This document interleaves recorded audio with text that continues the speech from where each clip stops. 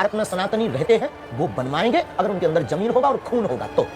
ऐसे बहुत से सनातनी हैं जो इस बात से अग्री नहीं करते हैं। आपके खुद हमें के उनसे कोई शिष्य दिक्कत हैं। नहीं। मैंने आपके शिष्यों से बात की है, वो भी नहीं चाहते हैं। पता नहीं, हमारा शिष्य तो नहीं हो सकता। नहीं, आप ही के शिष्य हैं। हमारा हो नहीं सकता, हम एक्सेप्ट नहीं कर रहे। अगर वो अपने आप को मान रहा है जो है वो हिंदू राष्ट्र नहीं बन सकता है।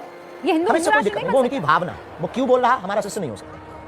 अब अपने आप को वो मान रहा हो तो हमें उससे कोई दिक्कत भी नहीं। हमें कोई गुरु मानता है, कोई पंडित जी मानता है, कोई महापुरुष मानता है, आपने कहा कि कोई पाखंडी भी मानता है, तो हमें उससे कोई दिक्कत नहीं। अगर वो अपना शिष्य मान रहा है, हमको गुरु मान रहा है, तो उसकी पर्सनल हमारी पर हमारा शिष्य हमको मानने वाला हो। भारत में एक एक हिंदू हमारी बात से सहमत है और नहीं सहमत है तो हम ये मानेंगे कि उसके डीएनए में प्रॉब्लम है।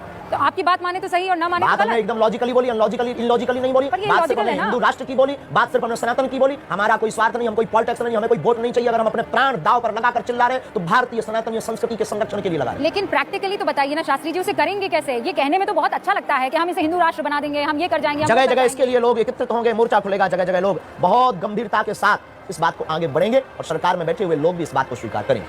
आपकी सरकार में किसी से बात हुई है? बिल्कुल भी नहीं, आपसे हुई है।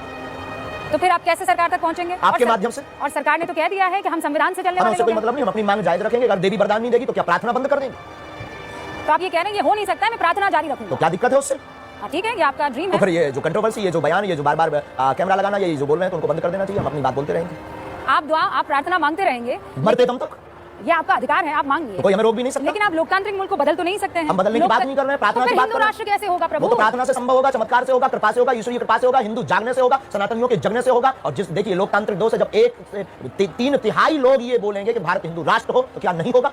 वोट बैंक का जमाना है और हमारी कोई पार्टी नहीं है, ये याद रखना। ये भी मत बोल देना कि आप किसी पार्टी के लिए कर। हमारी कोई पार्टी नहीं है, हमें कोई चुनाव नहीं लड़ना है, हमें किसी को सपोर्ट भी नहीं करवाना है। हमें सिर्फ हिंदुओं से, चाहे वो कोई भी सरकार हो, हिंदुओं से हम ये कहेंगे कि तुम सिर्फ हिंदू राष्ट्र मांगो, बना करके रहो। बस हमारी ये मांग है। हमें नहीं पता कि तुम कैसे करोगे, हिंदू अपने आप निर्णय लेंगे, सनातनी निर्णय लेंगे। लेकिन जब 1/3 लोग बोलेंगे, 1% लोग ना भी बोले तो कोई फर्क नहीं पड़ता। 1/3 की मांग सरकार को मांगनी पड़ेगी, क्योंकि लोकतांत्रिक देश है और वोट बैंक का जमाना है। तो वोट बैंक के जमाने में जहां वोट बैंक का बल होता है वहीं पर सरकार का झुकाव होता है। तो फिर आप में और पाकिस्तान में फर्क क्या रह जाएगा? पाकिस्तान और भारत में बाप बेटे में फर्क है। नहीं, आप भारत में नहीं, आप में और पाकिस्तान में। हम कोई देश नहीं है, हम कोई देश नहीं है। आपके विचार में और पाकिस्तान के विचार में अगर फर्क उनके हमसे विचार मिलते हो तो वो गलती कर रहे हैं, उनको विचार बदलना चाहिए। हम अपना विचार नहीं, वो तो धर्म के आधार पर उन्होंने अपना देश बनाया, इसलिए धर्म के आधार पर विचार नहीं समझ रहे हैं, कोशिश कर रहे हैं। नहीं तो फिर ये तो कट्टरता वाला विचार हुआ। अगर ये बात बाप को बाप कहना कट्टरता है तो ये बरकरार रहनी चाहिए।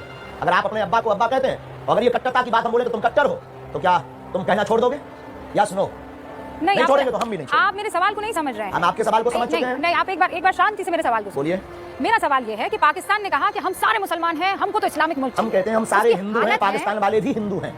सर, आप सनातन को हिंदू से इस वक्त उसकी जोड़िए मत कंफ्यूज हो जाएगा। है ही नहीं। नहीं है, बिल्कुल नहीं है। सूर्य और किरण। तो आप क्या करेंगे? किरण और सूर्य। सर, उस लिहाज से तो फिर आप जैनियों को भी, बुद्ध को भी, उन सबको हिंदू कैसे बना देंगे? हमारी आत्मा है, हमारी आत्मा। जैसे आपकी 7वीं पीढ़ी सनातनी, उनकी भी पीढ़ी सनातनी निकलेगी। वो तो आप मान रहे हैं, ऐसा मान नहीं रहे हैं। है शास्त्री जी, आपको नहीं लगता आप जिद कर रहे हैं? अगर हमारी जिद जायज है तो रहने दीजिए।